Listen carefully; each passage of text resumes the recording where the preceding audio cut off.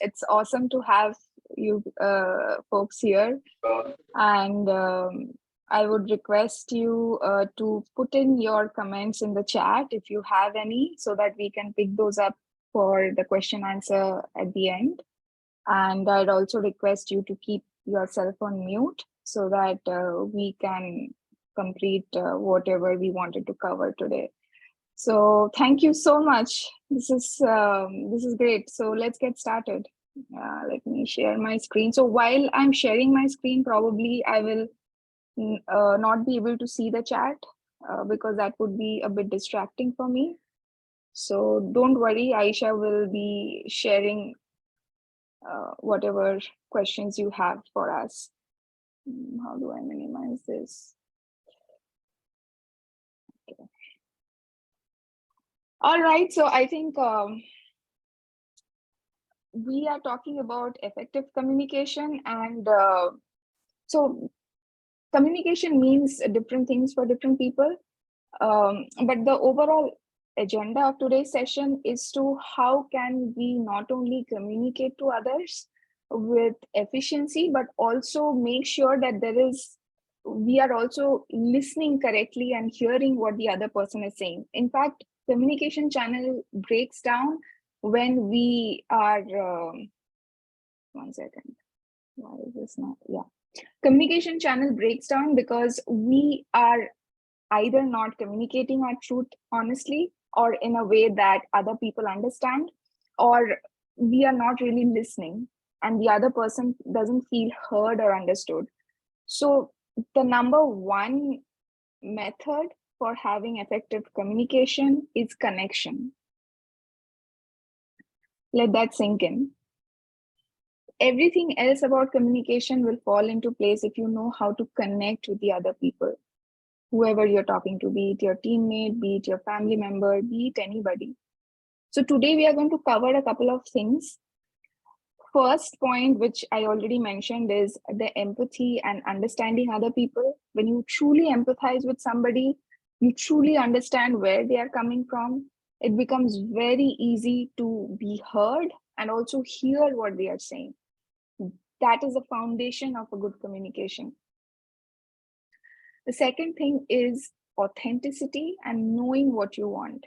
A lot of people have no clarity what they really want before they go about talking, especially those important presentations, those negotiation meetings, those feedback sessions, or those networking events.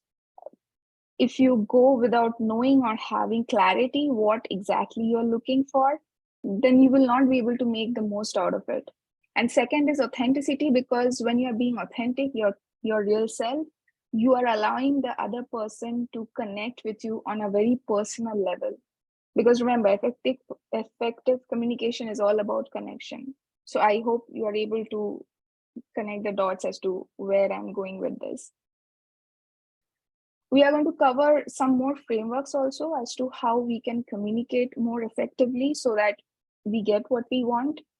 So let's directly jump into the meat. I think Aisha has already given an introduction. So before communicating, there are a few small things that you can do to amp up your communication, make it even more effective. So I'd love to hear, what do you think they are? You can type it in the chat if you'd like to. What do you think you should be doing to have an effective communication? What's the preparation for that? Let me open the chat. Let me see if anybody has put in any message. Listening attitude, okay. Be present, know the profile of the person. Matter to tell, eye contact, listening and understanding, decide what to communicate, meet and greet, listening and acknowledging, thoughts, clear what you want to convey, note down topics to talk, clarity of thought, two-way conversation. Okay, thank you. Thanks for sharing. These are very good things, and some of them we are going to cover here. So there is honestly no right way or wrong way of communication. I mean, different people have different styles. I can talk about the things that has worked for me very effectively. And you can choose to decide which parts of it you want to adopt as your personal style, or which one you can maybe not use and use some of your own personal style. So remember, this is just a general framework to help you get to the next level. So let's see. Now, this is something I do and I have found very effective: setting intention. What do I mean by that? Now, there are like two kinds of people. One who plans and prepares for the conversation they are going to have, and then there are those who go with the flow. There's nothing wrong with any one of these approaches. Now, I'm talking about an approach that has worked for me because I'm a planner. That does not mean that it will not work for you if you are a go with the flow person. It does help you get some clarity. So before you go for that important conversation, or even for a regular conversation, if you make it a habit to ask yourself, what do I want out of this conversation? What is the outcome I'm looking for? That will help you focus, get clarity as to where you would be steering the conversation. So for example, for today's session, I asked myself, I set my intention that what do I want out of this session? Because even in between, if I'm not focused or if something happens and I digress or go off the track, setting the intention will remind me and come back to the point where I started. So my intention for this session is to help you actually effectively communicate, to deliver value. So at the end of the session, you will feel like, yeah, now I know how to go about my day and not face the same problems. Now, different individuals will face different unique challenges. So this is more of a general framework, and case by case basis, it will be slightly different, which I usually pick up during my private one-on-one coaching. So I'm a life coach. I coach people on multiple things like Aisha mentioned. So, but this will be pretty useful to you. So before you go for an important meeting or a conversation, like maybe passing a feedback to an employee, and it's going to be a difficult conversation, set your intention by asking, what do I want out of this? What's the outcome I'm looking for? If you're going for a negotiation meeting or going for a presentation or going for a networking event, anything, any conversation that you can think of, if you make it a practice, things will become much more easier for you. Let's move on to the next part. So now preparation is not required for all conversations. It is required for those important ones, especially the difficult conversations, like the ones with negotiations, like the ones for feedback, where you are going to say something that is not so pleasant, let's say, or a negotiation where you are going with a point of view. You can have all the intention that you want, but the other party may or may not agree. You don't know that. So having an open mind and being curious goes miles into making things much more easier for you. I'm going to cover more on that in the next slide. So for those important conversations which you know that you cannot avoid, but to prepare in some ways or shape or form so that it goes really well, think about how would it be a win-win situation for both you and the other person or the other party if it's a team of people. Say, for example, say I'm a product manager. I want to deliver the best experience to the customer. If I go to an engineering team and say that, hey, folks, please build these features in the product, the conversation could go like, oh no, this is difficult, or that is not possible, we don't even have that, or this will take so much time, or this is more complicated, we have only this. It could go in any direction. So how can I make their life also easier, which is a win for them, by asking and maybe apprehending also, because if you are familiar with the kind of things they say, you will know what is important to them. So a win for them as well as a win for you, no compromises. It's not like a win for you and a lose for them, or a win for them and a lose for you, because that is not going to turn out well in the long run. So think of, if possible, if the conversation demands like that, how it can be a win-win conversation for both you and whoever you're going to have the conversation with. Let's move on. Usually in these times, I like pausing and asking for questions, but I think that will take up a lot of time. So feel free to write your questions in the chat. Even if I'm not looking at the chat right now, Aisha can pick those questions up towards the end of the meeting. And now this is something different people can do it through different way. I have found empathy to be the foundation of an effective communication, and we are going to cover that in the framework. What I do, especially if the conversation is very important for me, before I start the meeting, like 5-10 minutes before, I do a heart chakra meditation. Now I can have a 1-hour conversation only on how the energy centers of a body can actually change our attitude and our mindset. But since we don't have the time, I'll keep it brief. When you open your heart chakra, which is located where exactly your heart is, it's an energy chakra which controls your emotions. If you open it, it becomes very easy to talk and communicate and connect with people. So most of the time when we are hurt by somebody else, our heart chakra closes. So doing this small 2-minute meditation opens up the heart chakra, and the conversation can be like the most marvelous thing ever. So I remember there was this time I had a meeting, and that meeting was like with a team of 2-3 different stakeholders. And that meeting went very bad. Like I was saying that there are some things that I will not be able to do, my team will not be able to do. And they were insisting, no, it has to be done because we really need it. That meeting was so bad that they escalated it to my manager, saying that I think you need to come because we really need this, and she's not saying yes. It was a horrible meeting for me. So when we had the next follow-up meeting with my manager in the call, I did this 2-minute heart chakra meditation before the meeting.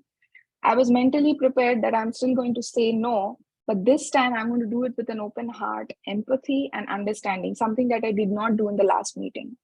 So the magic that happened is when I opened my heart chakra, the choice of words, my thoughts, my body language, my facial expressions, my behavior, everything changed. I was still saying no, but I was saying from a place of empathy. And I'll show that in our upcoming framework. And in that meeting, after the end of the meeting, they agreed something that they were not okay with initially. They said that, okay, I understand your problems. Yeah, I think you cannot do that. And my manager is like, why was I even called in this meeting? You handled it well. Like, what is the problem? This is the magic of opening your heart chakra, or being ready for creating a connection with the other person that you're talking to, even if you don't like them, even if you dislike them. Trust me, it works 100% of the time. Just try it. If you want, I can share a link maybe in the chat later as to how to do it, because again, we don't have much time. I'll not be able to demonstrate that in our session here. All right, now this is important. Take a minute to look at what it is.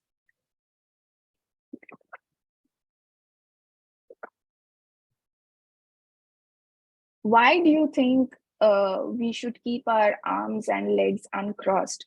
By the way, crossing your arms mean the image on the left side, like you can see, and crossing your legs means sitting like this.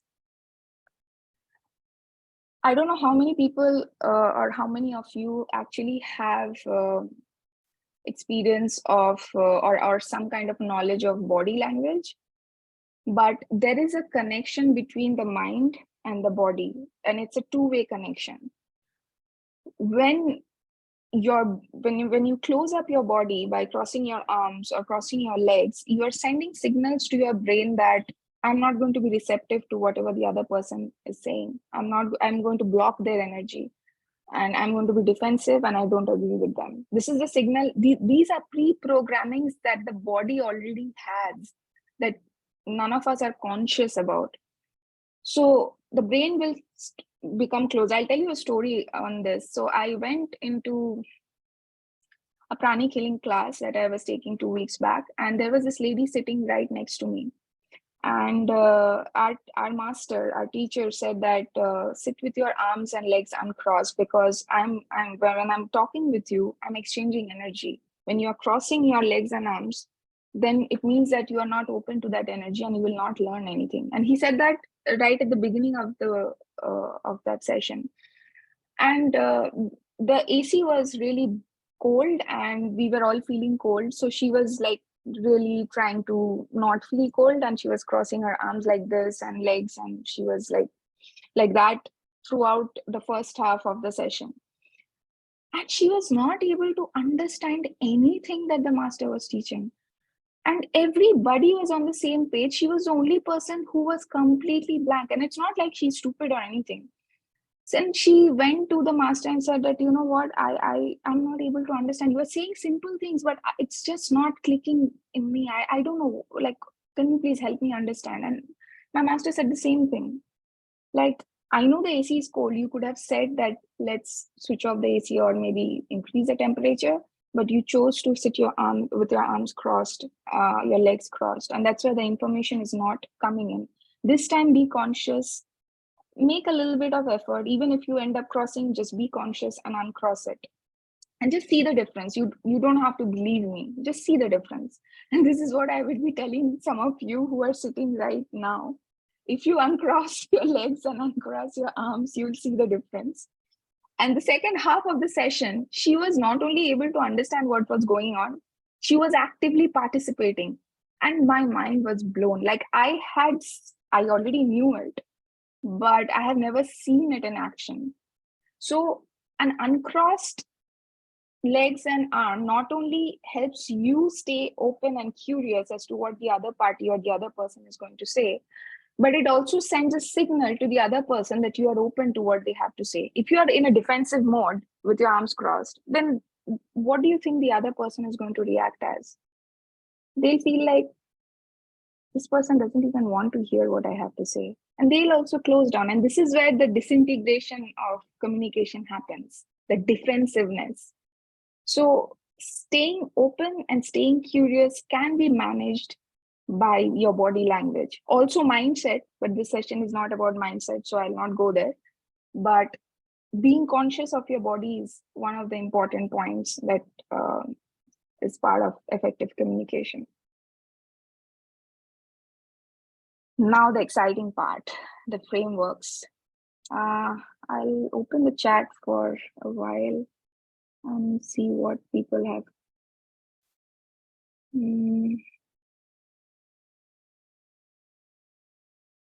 Okay, somebody has asked, how will I explain heart chakra? I'll explain that in the Q&A if Aisha brings it up. Yeah, crossing arms and means you are not open and approachable. Yes, that's correct. Anyway, so I'll give credit where it is due. This framework of effective communication was created by Dr. David Burns, who is a psychotherapist, and he's a main proponent of team cognitive behavior therapy. He actually practices these frameworks in his teachings. You can listen to his podcast called feelinggood.com. I think you'll find the podcast there. And I have used these frameworks from him, and it is mind-blowing how effectively it works. In fact, I remember there was one of his colleagues who was actually trapped by a person who was, I don't know if I should call them insane. It was like he had some psychotic issues. He was an ex-army, and he's on the verge of insanity. And that guy stepped into the room, and Dr. Burns' colleague was leaving his chamber, and it was like he was just getting up, about to leave his chamber in a room. This guy comes from the door and he locks the door behind, and he says that you have no right to keep me caged here. I feel caged, and you are doing something against my will, and I will hence I have to kill you. And there is a YouTube video where this colleague of Mr. Burns explains how he used this effective communication to not only disarm that person, but quietly talked his way out and eventually got out of that room. That is something I cannot recreate it here, but I think you should find it out. It's amazing. He describes his entire story of what happened. So this is how effective this framework is. Okay, so the first thing of effective communication is what I mentioned already: understanding the other person's perspective. Because if you don't understand, you are really not listening. And if you're not listening, then the other person will know you're not listening. They will not feel heard or understood or seen. And what will happen when they feel like that? What do you think will happen when they feel like that? Where's the chat, by the way? Where did the chat go? Can somebody type in the chat what will happen when you are closed and you really don't listen? Interest is lost. What else? Misunderstanding. What else? That's it? How many of you are listening? Disrespect, feels helpless. Either they could be angry or won't listen to you. No trust. Okay, you don't like to open up again. It shows ego, miss important info, ignorance. Okay.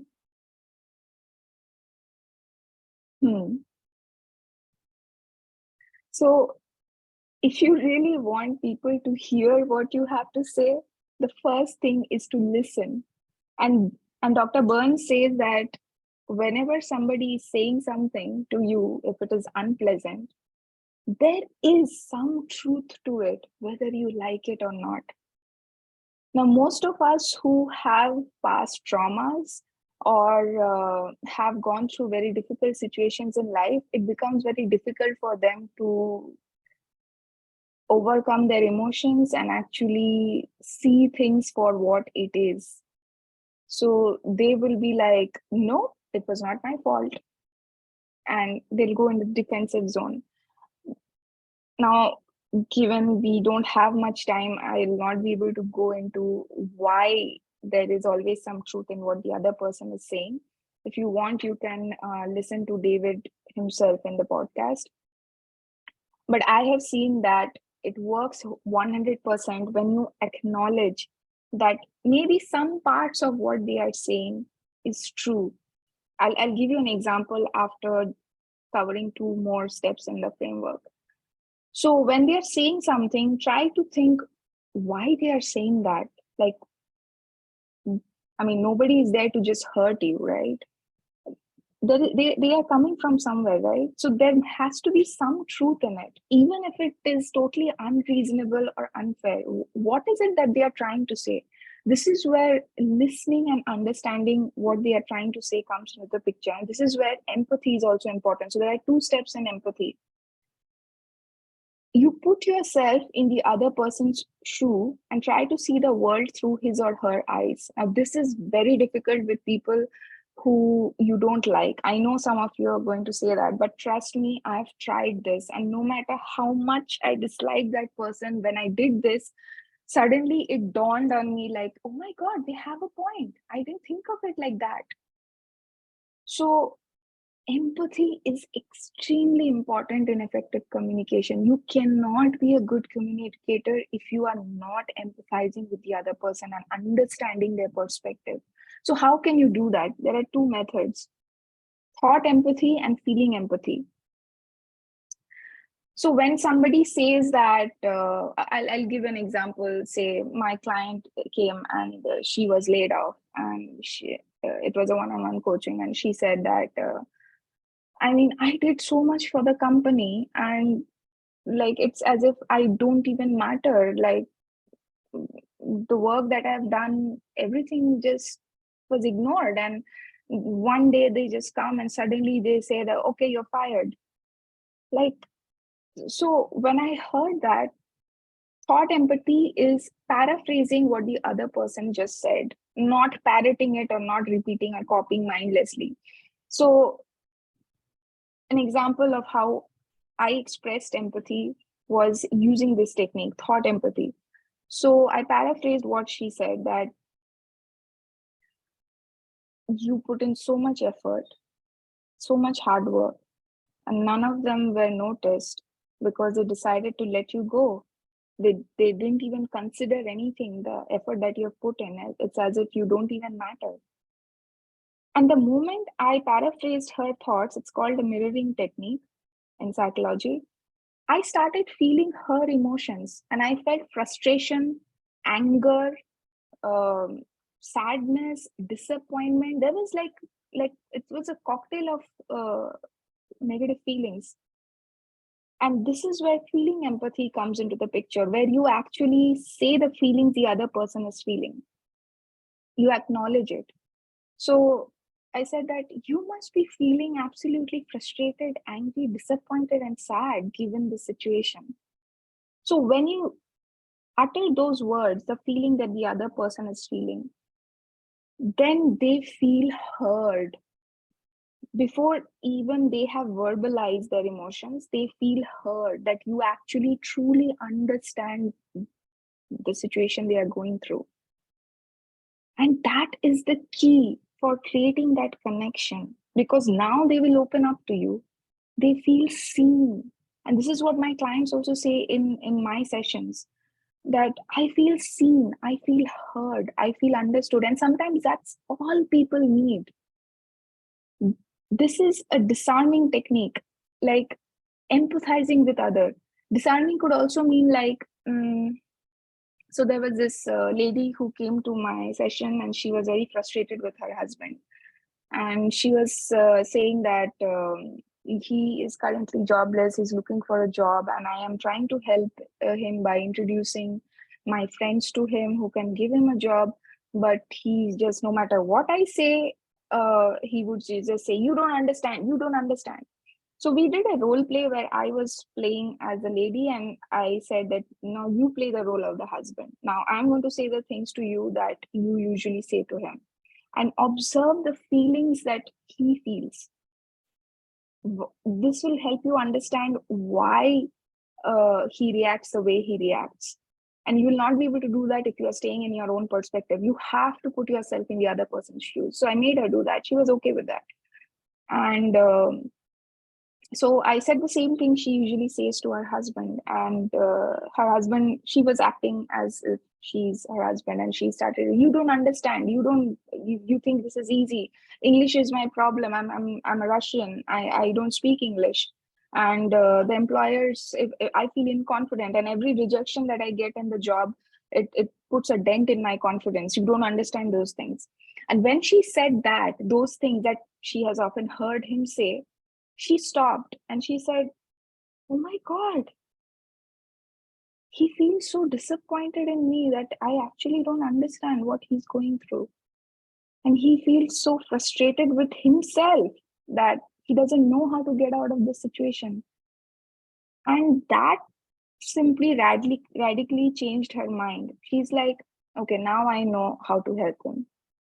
Now, unless you have that perspective, unless you put yourself in other shoes, you will never really know how to turn around that conversation to something that works for both of you. If you are stuck in your point of view and the other person is stuck on their point of view, nothing will happen. Somebody has to take the lead. So why don't you take the lead of being empathetic? So I know I spent a lot of time in this, but this is the most important part of an effective communication. So the disarming technique, the example that she used, and she said that later, that, oh, this is what she said to her husband, that you tell me that I really don't care about you. And, I did this exercise with my coach, and now I realized that there are some things in your life which I have never felt. And I must be so insensitive and annoying when I say those things to you. You must be feeling so unheard. What do you think? She actually spoke the truth that he has been trying to communicate. And the moment she did that, the moment she acknowledged how she was behaving with him, He started crying. He broke down because she has successfully disarmed that person. He was defensive because he was feeling not understood. But the moment he heard that she truly feels what he's feeling, he felt understood. Now, a lot of you might think that, okay, this is personal. I mean, why should I do it in office? Well, that's why you are here, right? You want to improve your communication. And it will also help you build a deeper connection with your teammates, because now you'll be talking on the same level. Try it and see how it works. It works wonders. Try it and see. And it will also help you become a more heart-centered, open, and empathetic person. And everybody likes being around people who are caring and compassionate. Trust me on that. The last step of effective communication, and this is just one of the frameworks, is inquiry. The way I said, when you disarm that person by stating the truth by acknowledging the truth, what they said about you, you ask them a gentle question that, what do you think? Because this allows them to speak their mind. If you have interpreted them wrong, then this opens up an opportunity for them to correct you. No, this is not what I meant. So this becomes a two-way conversation instead of a one-way conversation. So yeah, this is one part of the framework. There is another framework, and we are going to also see some use cases as to how to use these frameworks in certain situations. Okay, I think we are running out of time. We have only 5 minutes. So the next framework is using I feel statements. I will directly jump to point 2 because it kind of covers point 1. So I feel statement is more like saying what you feel instead of blaming the other person. Say, for example, another of my clients, she was very frustrated with her dad asking her to get married. And she was screaming and yelling at him, and the conversation was just going down. So I asked her to use this framework, I feel statement, and use it in combination with when you do dash, I feel dash. So an example of this is the client spoke to her dad like, when you tell me that get married, I feel that I'm a burden on you. So she didn't try to, do any drama. She was simply sharing how she feels when the other person is behaving in a specific way. And this is another effective method. If you are having difficulty with some teammates and you want to pass on feedback, which we are going to cover in the next slide, you can use this framework. That when you do, and be very specific with the behavior that they are displaying, then I feel, and you have to be absolutely vulnerable as to how exactly you feel, because that again creates connection. They truly understand what you're feeling, and then you'll notice some behavioral changes. They'll become more open and empathetic because you are being authentic. We will explore some example in the next slide. And the last most important thing is, even if you have lost your temper, do not disrespect the other person. Please, even if you're frustrated and angry, try to think of some good trait in a person that you really, truly, honestly admire. And if you have the opportunity, say it to that person in that conversation that, I know you're really a smart guy, but I think I feel that it may not work out for so and so reason. When you show respect to the other person, that also helps them open up and they start feeling good around you. Remember, effective communication is all about creating authentic connections. So no matter how, if you're very angry and if you're not in a state to talk, just say, here, you know what, I need some air. I'll just step out for some time and I'll come back to you. Step out, do some deep breathing to calm down, sort your head. And once you are calm, then come and speak with the person. That will reduce conflicts like anything. Don't talk when you are angry, because that one conversation can ruin the entire relationship if you are angry and if you're saying hurtful things. So I would invite some of you to enter in the chat if the framework seemed simple and easy to understand. What do you think so far?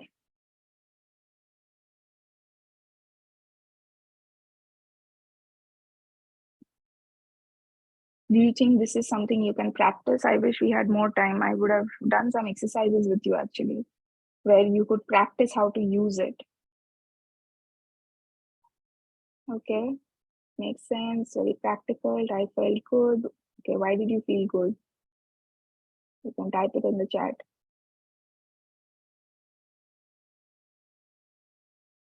All right. So here are some examples as to how you can use these frameworks that we discussed here. The framework 1, framework 2. Say, for example, opening a conversation. Say you are going to present something to somebody, or you're just going somewhere to ask something from somebody. Remember the intention, being clear of what you want. If you're clear in what you want, you can easily open the conversation with, hey, you know what? I think whatever it is. And if you have some facts and research or data, provide. That would be even more helpful and make your point even more solid. And then pause and ask them, inquiry, what do you think? This opens up a channel for conversation to happen. This is one application. Say, for example, if somebody has started the conversation with you already and you're responding, then use thought and feeling empathy to establish that connection. Sometimes you can just use thought empathy, sometimes you can just do feeling empathy. You can use either one of them, or you can use both. So somebody says something to you and you say, yeah, did I get it correctly? Like, you paraphrase what they said and you ask them, did I get it correctly? Is that what you meant? Again, this opens a channel for communication where the other person feels you truly understood what they are trying to say. And that is where the conversation starts becoming better and better and better and better and better from that point onward. Another example of if you're having a heated argument with somebody, use a disarming technique. Find the truth in what the other person is saying. Even if it is very uncomfortable to admit, whatever you believe to be true. I'm not saying that just blindly accept whatever they are saying to be true. Of the 10 things they told, if you saw there is some truth in one of the points, just pick that point and say that, you know what, I agree with you on this. I've been eating too much candies. Yep, you're right. You don't have to agree with all the points. Just pick the one point that you truly agree with, even if it doesn't feel good in the heat of the moment, because this will immediately disarm the other person. They will be like, okay, now he or she is seeing my point. And that is when, again, the conversation will start going uphill.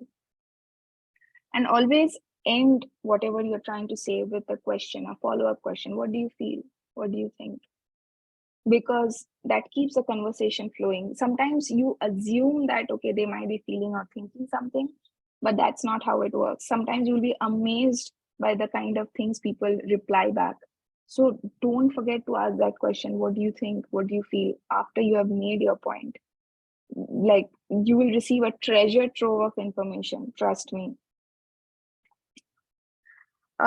This is buying time is a method that you can use in negotiations or any kind of request. If somebody has requested you to do something, hey, can you do this for me? Or if you're entering a negotiation where both parties have to decide whether they want to work together. If you disagree with their proposal in some way, shape, or form, but you don't really want them to run away by saying no, if you're not ready to say no, buy time by saying, you know what, let me think about it and get back to you. Buy some time. I'll get back to you by so and so date and time. This builds credibility because it shows you are a thoughtful person.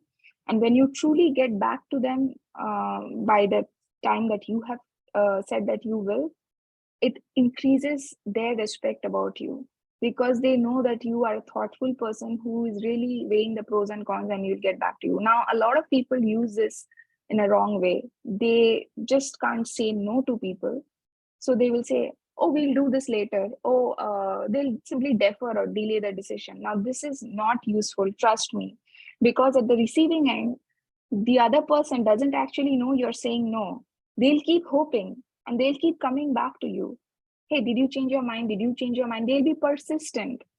So it's not a very good tactic to say no to somebody else by buying time or delaying the decision. This is just to help you decide what you want to do when you don't want to answer immediately. Just buy time. Another way you can use the framework is sharing a difficult feedback. You're a manager, you're sharing feedback with your employees, and you know it's going to be a difficult conversation. So start with either thought empathy or feeling empathy if they have already started talking. If they have not started talking, then start with respect, which is a part of the framework. That, you know, I really value what you did, this, and be honest and genuine about it. This will help them feel understood and feel respected. So whatever comes after that, whatever feedback you give, it will make, they will be more receptive to that. So use the when you do this, I feel this framework. After you have shown respect to that person, say that, you know what, when you did this, and be very specific because you are giving that feedback so that they don't behave in the same way over and over again, right? So mention exactly which thing ticked you off. When you did this, I felt like this. And what do you think? End it with that and see what they have to say. Sometimes you can also use this method, that how do you think you did in that specific situation, so that you get an understanding of what they felt when they did it. Because sometimes people have a very different perception of how they perform versus when somebody else sees them. So it's important for you to understand what do they think they did well versus what do you think, because that will again open up the conversation and both of you can explore possibilities. And the last part is setting expectations. This is a bit advanced communication technique, but it is very useful if you are in a familiar environment where you know that people have certain kind of expectations from you.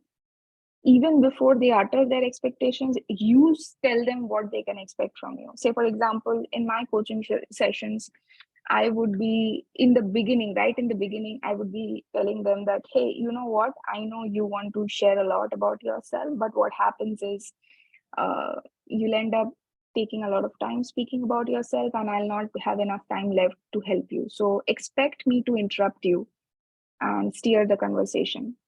So this is called expectation setting, where I'm telling them that they can expect me to interrupt them so that they don't get offended when I'm actually interrupting, because they know why I'm doing that. So that's the only example I could think of. You can set expectations of your managers, your colleagues, your team members.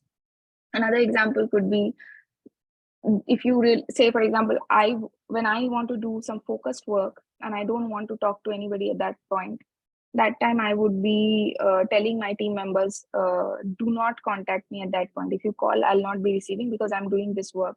I'll respond to all your messages after so and so time. So here again, I'm setting their expectations so that if they communicate with me, if they ping me, they know that I'm not responding because I hate them or something. It's because I am busy. I set their expectations so that they are not disappointed. So setting expectation is also an advanced communication method. I would suggest you try the other frameworks first before you reach there, but this is very effective. So yeah, that's bring me to the end of our session today. I hope, okay, I don't think we have much time left. So Aisha, do you want to pick up?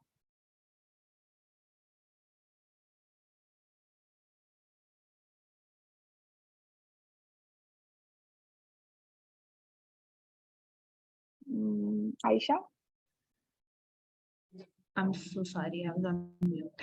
Yes. Yes, thank you so much, Moumita. We are open to questions, and you can see there's a poll running up. You can just choose how you like the session here. And I think we had a few questions regarding the heart chakra. Moumita, do you want to take it up? Yeah, I'm trying to find what the question was. Can you tell me Yes. what the question was? Second. Somebody said that they want to see the first slide. So this is the first, and this is the second slide actually. But yeah, this is the first slide.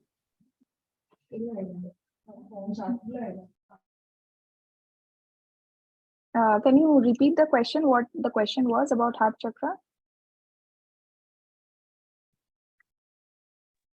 I'm just looking for the question actually. Give me a second. So Can you folks, you can. explain heart chakra scientifically?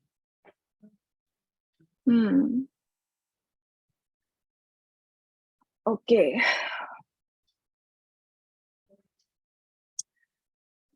So we think our physical body is what we see, but there has been 25 years of research made by this institute called the HeartMath Institute. You can, I'll actually type the name of the website here.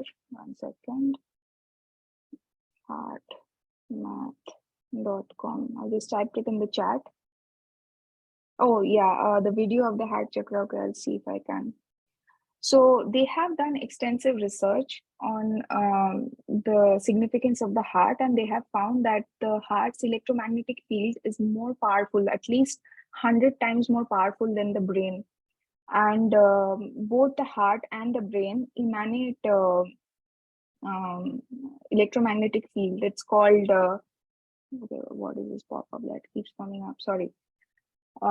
So for the brain waves, I think some of you must have known. It's called there are 4 types of brain waves, like alpha, gamma, beta, and theta. There are 4 states of the brain, and each brain state emanates a certain kind of electromagnetic frequency. So for the heart also actually has its own intelligence. It has 40,000 neurons. So the brain is specialized for memory. It has 2 billion neurons, but the heart has 40,000 neurons, and it has a consciousness of its own. So when you do heart chakra meditation, basically, especially with your own voice, you hear your own voice, and there are some visualization techniques. It is known from the research to have increased that electromagnetic vibration. So in other words, what you know as vibes, good vibes, bad vibes, those are basically people in different emotional state. It's an actual electromagnetic vibration that is propagated by the heart. So when you are in a room and you feel really bad, like you don't get a good vibe from somebody, they are actually in a negative emotional state, and your heart is picking up the electromagnetic waves of that other person. There's a research on this. I'll not go too much into that. I've shared the name of the website. You can look into that. Also, if there is any video or anything that people can refer to in case they want to go for heart checkup, if you can. Yeah. Just give me 1 second. I actually kept that video open. Meanwhile, I'm just launching a poll. You guys can let us know what kind of session would you like to join in the future. And this was very different session what we have in past. We usually deal with a session on mental wellness, physical wellness, financial wellness. So I think this was a pretty experimental and great to see the turn up, and like people are interested in this kind of session. We'll try to do more sessions like this. And yes, Moumita, please.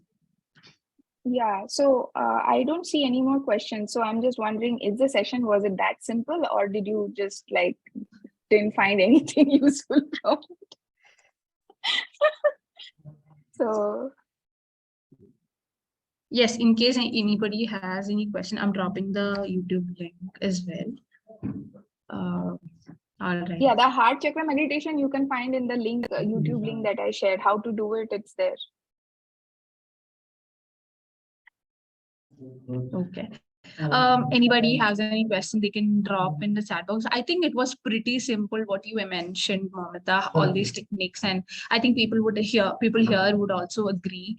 And yeah, Cherry is asking, I have a client who doesn't listen at all. It's like a one-way communication. What can she do? How do I make him listen, especially when he's wrong? Hmm. I I think most wish of we them could. relate to I this question. Yeah, so I wish we could do a role play here so that you could see how these frameworks can be used in action. So you would still use thought empathy and feeling empathy. You would repeat the things that he's saying, even if he's wrong. And once again, this poll keeps coming up on my face. Even if he's wrong, use a disarming technique. Accept some truth of what he's saying. You don't have to accept whole of it. If he's saying 10 things and you see all the 10 wrong, still try to think where is he coming from. Put yourself in his shoes and see where he's coming from. Why is he saying those things? Nobody's crazy, right? They are coming from some point of view. They could be wrong. But if you change your own behavior towards him, if you open up and become more empathetic towards him, so open up. Does that answer your question? I hope. Then, yeah. All right.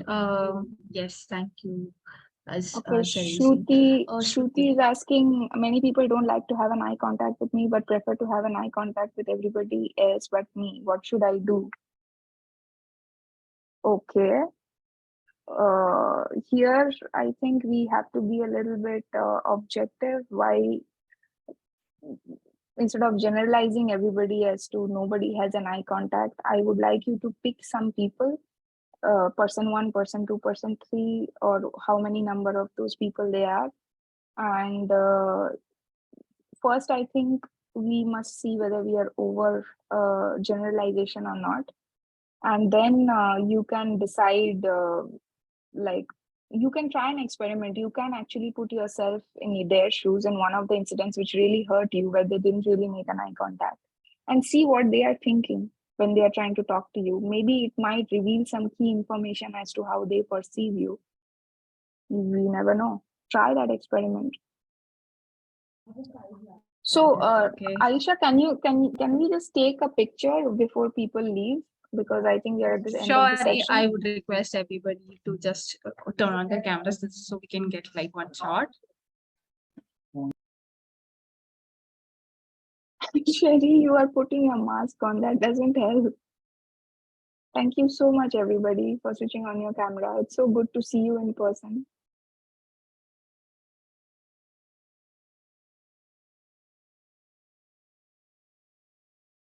I know some of you are not in a place where you can switch on camera, so it's all right.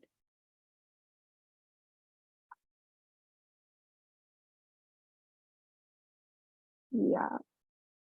So, Aisha, I hope you have taken the pic. Yes. Thank you so much, guys. I've taken the picture. Also, we have an upcoming session on investments in 2020. How you can plan your investments for 2023. I think that's going to be an amazing session, and this is on the 25th. I hope people can join that session as well. And thank you so much, Moumita, for doing Thank you, the session Moumita. for us. Thank Yes, you. thank you so much for doing the session. It was really informative, and I think people pretty much everybody stayed towards the end as well, where it was, since it was really informative. And thanks again for doing, and thanks again everyone for having the session, joining the session, and being here. And have a great weekend. Have a great week ahead. Thank you, everyone. It was great being here and talking to you guys and interacting with you over the chat. I know we couldn't talk because we had this 1 hour limit, and I wish I could talk to you more. So do feel free to visit my website, which is betterliving.co, if you want to get in touch with me, or connect with me on Facebook or Instagram. And yeah, it was great talking to you folks. Bye-bye. Thank you so much. Bye-bye. Good evening.